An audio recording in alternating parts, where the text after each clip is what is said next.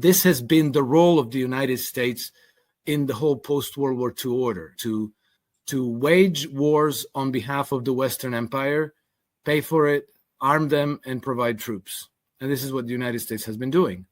And I think that Trump is tired of that relationship. I didn't really get to the bottom of what the deal is with the weapons, but it seems to me that Trump said, okay, we're going to supply all these weapons for the United States. But it's not like before under Biden, where they just ship the weapons to the Ukrainians and that's done. Now Trump wants the Ukrainians to pay for these weapons. And the Europeans, he wants Ukrainians to buy the weapons, so they're not being gifted. And the Ukrainians are going to pay for it the Ukrainians are going to buy the weapons, but the Europeans are going to pay for them. And I think that the terms that he imposed on these transfers are such that I think there's already about 10 NATO members country who said, we're not interested, we're not doing this, we're not paying for these weapons. So it seems to me that the whole Trump pivot wasn't really a pivot against Russia and in favor of the Ukrainians, that the pivot was, okay, you are desperate to continue this war, fine, you're going to have to pay for it now. So I'll deliver the weapons to your Volodymyr Zelensky, but it's going to come at a cost that you're going to pay.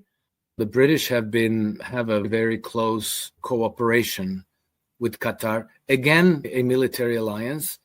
The Qataris are, I think, they're the only country in the world that actually shares military bases with the British on the British mainland. They have two military bases in England where they train their pilots. So the Qatari military pilots are being trained in the United Kingdom. They have a very close intelligence cooperation with the Qataris, the Qatari intelligence agencies with the British intelligence agencies, and they coordinate foreign policy together. Let's remember that when the October 7, 2023 attack in Israel happened, it was coordinated with the Hamas leadership, which is also being coddled in luxury in Qatar, right? These are a handful of Hamas leaders who enjoy a life of luxury in Qatar, fly around on private jets, absolutely do not share the agony of the Gaza people. And I think that they were instrumental in orchestrating the October 7 attacks in Israel. And this was done, obviously, not by Hamas leaderships that one day decided, hey, let's do this. It was, I think, coordinated with the Israeli and British involvement. But elsewhere, there might be moving things around. There might be keen for there not to be any video footage of events because they're preparing something and they're desperate enough to be offering a nuclear weapon to the most corrupt regime in the world, which is at war. This is reckless beyond belief, but they're saying that they want to do it and they're doing it. There's no way that they will leave Odessa in the hands of Ukrainians. And I have to qualify this because it's not 100% certain that the Russians are going to liberate Odessa by military means, because I don't think that they have to. What Russia has to achieve is for the government in Kiev to realign with Moscow. That's what they need to achieve. If that happens, then there's no need to militarily liberate Odessa, because for all practical purposes, at that point, Russia already controls Odessa. So I think that's going to be the battle for the transition of Ukrainian government, so that from a Western aligned government, it becomes a Moscow aligned government. And so I think that this is going to be part of the peace negotiations, part of the armistice, with your money, and we are going to deliver them when we can and when we have them. So it was like a very crappy deal for the Europeans and for Ukraine, but it did allow the public relations side of things to turning into some kind of a victory of Trump turning against Putin. And Trump, like the Financial Times ran a story in which they deviously slipped in that Trump was encouraging Volodymyr Zelensky to strike at Moscow and at St. Petersburg, which the White House denied, and Trump himself said, no, I don't think he should be striking at Moscow at all. And then the BBC also tried to slip in this leak that Trump said something like that he's done with Vladimir Putin, that no more Mr. Nice Guy, and then Trump denied that. This is all psyops to try to derail the relationship between the United States and Russia, and to try to force Trump back into the fold of the Western powers, ultimately with the goal of maneuvering him into providing a security guarantee to the Kiev government. They were not asking for the Donbass at all. So except for Crimea, Ukraine would have remained, their territorial integrity would have remained unchallenged. Of course, then we know that Boris Johnson flew over to Kiev and said, don't negotiate any peace. We're behind you. You're going to win this. We're going to take down Russia, fight it out on the battlefield. And then we see where we are now. But I believe that this is simply the Russian approach to waging war, because they have to be able to show the international community, their own people, and the Ukrainians that they have done everything to avoid the war and to limit the damage from the conflict. Because after the war, there's going to have to be a political solution to the conflict. And the Ukrainian people will be keen to understand the history of how that war happened. And in order for them to become, again, in the future, a friendly neighboring nation, they have to see that the Russians didn't come to slaughter civilian population for no good reason, just out of a bloodthirsty revenge, but that they tried everything to find a political solution and limit the damage and the destruction and the casualties. So this is where I think the Russian inclination to always come to the negotiating table comes from. On the other side of the Atlantic, the United States, I think that they understand. No, I don't think. With more demands, they're not going to say, if you agree to all this, then we're best friends forever. We can lift all the sanctions. We can be friends and allies. We're going to be investing in your country. You're going to be getting all kinds of capital for development and so on. It never happens that way. They always come back with more demands. And they've done whatever crisis you analyze through history, it's always the same. In 1938, the crisis between Germany and Czechoslovakia over the Sudeten region in the west of Czechoslovakia, it was the same.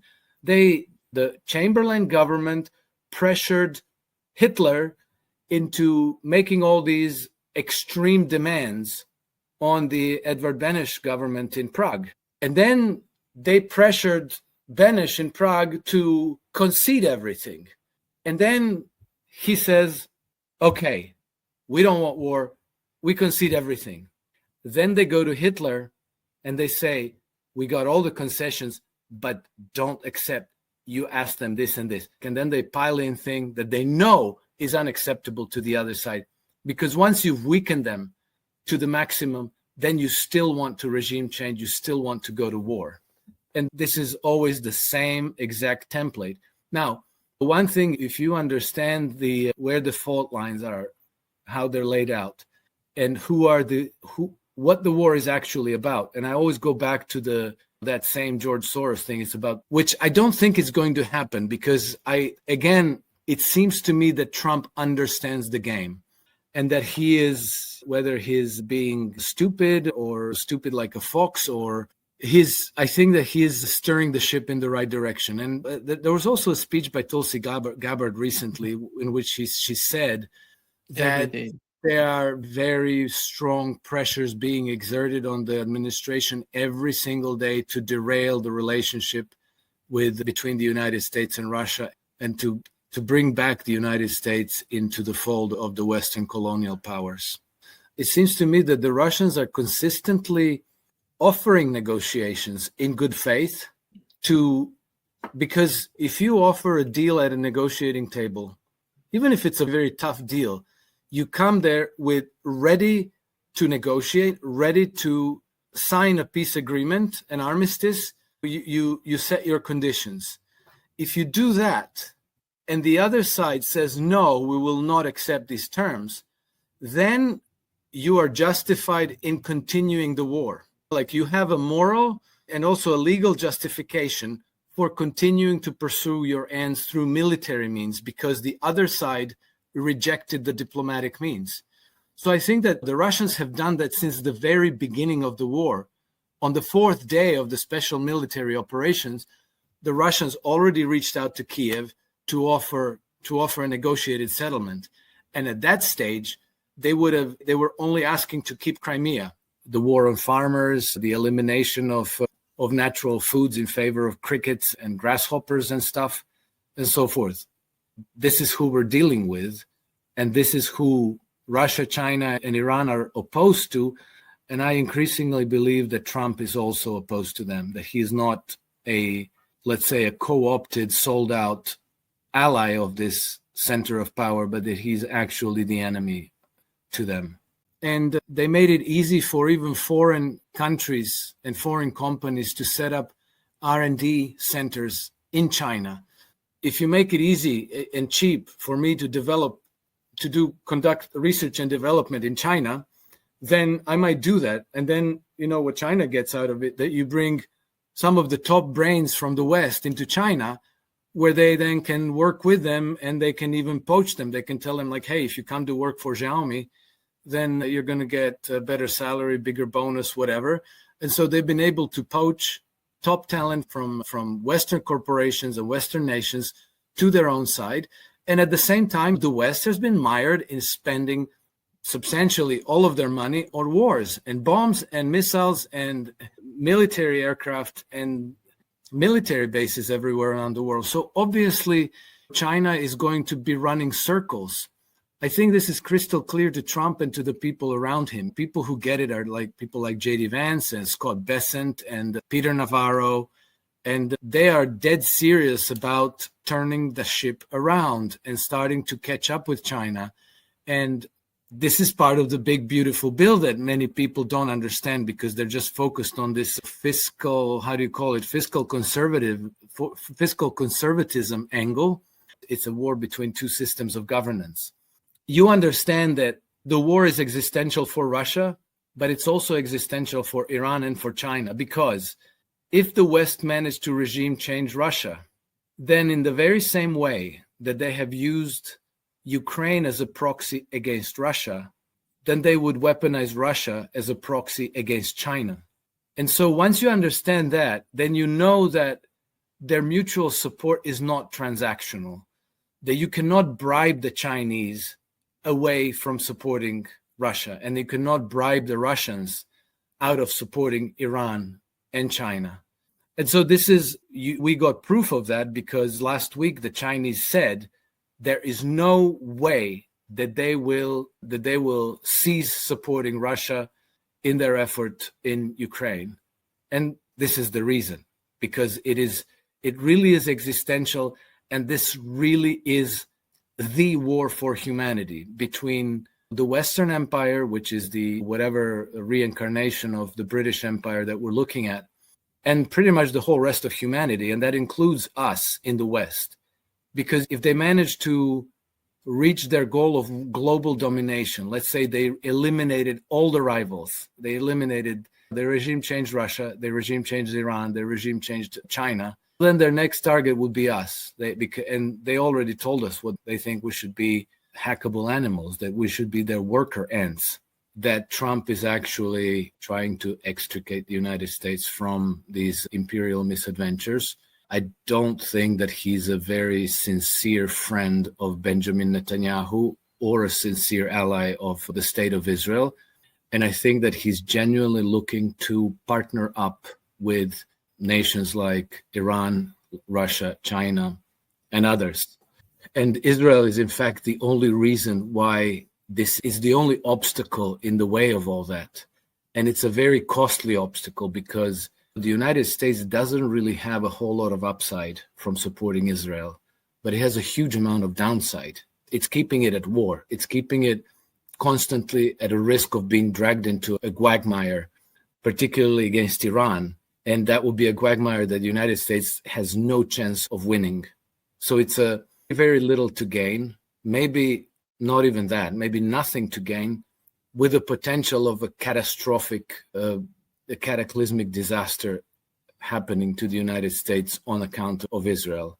I think that the logic of all this is so obvious and so straightforward that the only thing that's keeping the United States from completely shifting their alliance there, their allegiances, is this very strong, very powerful political bloc, which are the Zionist Jews in the United States and the evangelical Christians, which are, for very strange and irrational reasons, completely and fanatically devoted to the state of Israel. So the support that Trump gave them came at such unfavorable terms that it's going to end up being very unattractive. And some of them are moaning about the 50-day time limit, where he said, I'm going to impose all these costs on Russia if they don't come to the table within 50 days. I don't know how he came up with that 50 days number, but I wouldn't be surprised if it wasn't reached in some kind of a back channel communication with the Russians themselves. And we can see that the Russians have now sharply increased the intensity of their attacks on Ukraine.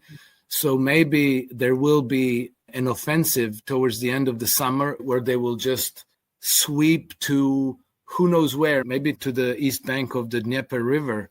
We'll find out, but something is coming up. Something is coming up, and it has panicked the West enough that the British are now, I think they're already doing it. They're trying to transfer a nuclear weapon to the Ukrainians.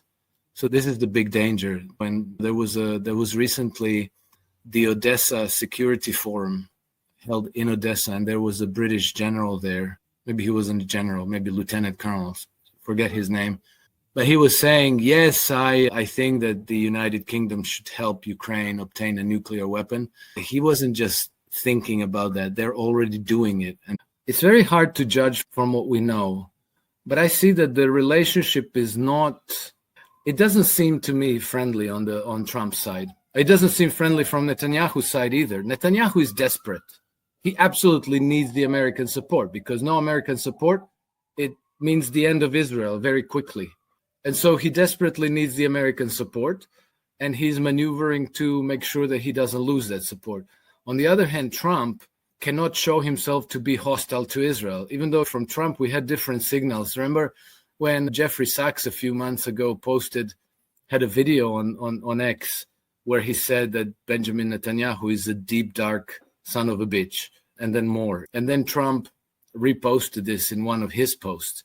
And we saw that when Trump went and made a tour of the Middle East, he skipped Israel. He didn't go there.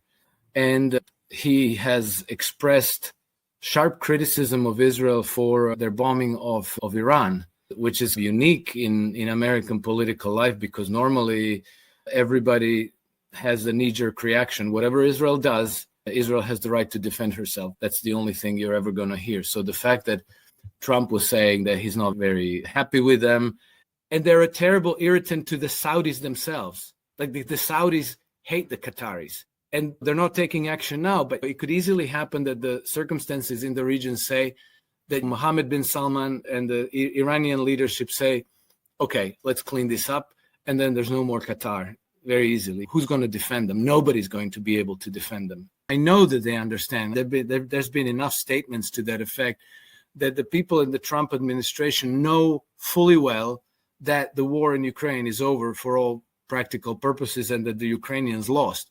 So that's a lost cause. No need to throw more resources into trying to reverse something that's already finished.